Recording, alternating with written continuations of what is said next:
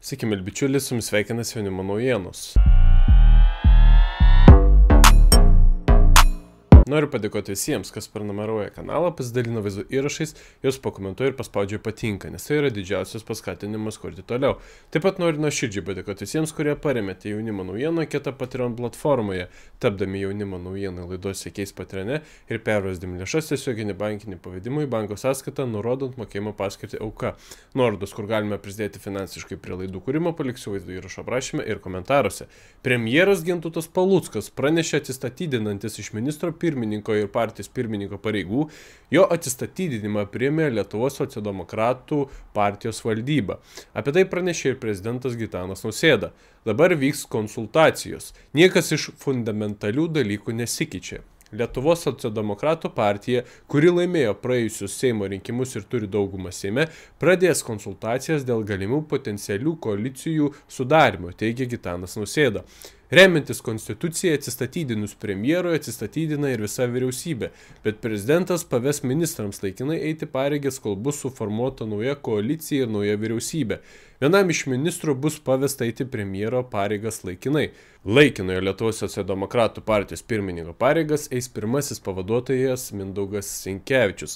Ketvirtadienį ryte paskelbta, kad finansinių nusikaltimų tyrimų tarnybos pareigūnai atliko kratas Gintauto Palucko brolio Dano Palucko žmonos įmonėje Dancora, kuri gavo europinę paramą ir iš ministro pirmininko bendrovės Garnis pirko baterijų sistemas.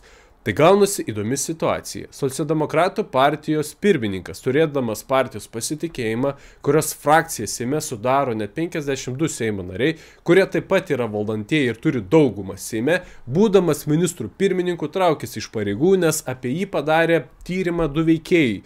Vienas iš jų lošėjas ir įsimylėjęs pokerį, kitas išmestas iš darbo žiniasklaidoje, nes neinformavęs 15 min rengia analizės ryšių su visuomenė įmoniai apie viešus asmenys ir verslo įmonės. Tai kas Lietuvoje yra tikroji valdžia? Taip pat gali kilti klausimas, jeigu socialdemokratai žinojo apie Gintauto Palucko praeitį, teistumą, kodėl jį skyrė ministrų pirmininkų ir partijos vadovų? Jei ši informacija buvo žinoma tam tikriems asmenims, kodėl jie palaukė, kol Paluckas taps ministrų pirmininku ir tik tada paviešino reikiamą informaciją? Įdomu tai, kad žiniasklaidoje pasirodė informacija, kad naujojų premjerų gali būti Juozas Olekas. Juozas Olekas yra siejamas su Aukštinių šaukštų istorija, kai būdamas krašto apsaugos ministru, kariuomenė 8 kartus didesnė nei rinkos kaina iš įmonės notabene pirko lauko virtuvės reikmenų. Tuometinė prezidentė Dalia Grybauskaitė paragino Juozą Oleką dėl šios istorijos atsistatydinti. Kalbant krepšinio terminais, atsarginių suolėlis nėra labai platus ir kandidatų gerų nelabai yra, tačiau matomai sistemai tinka.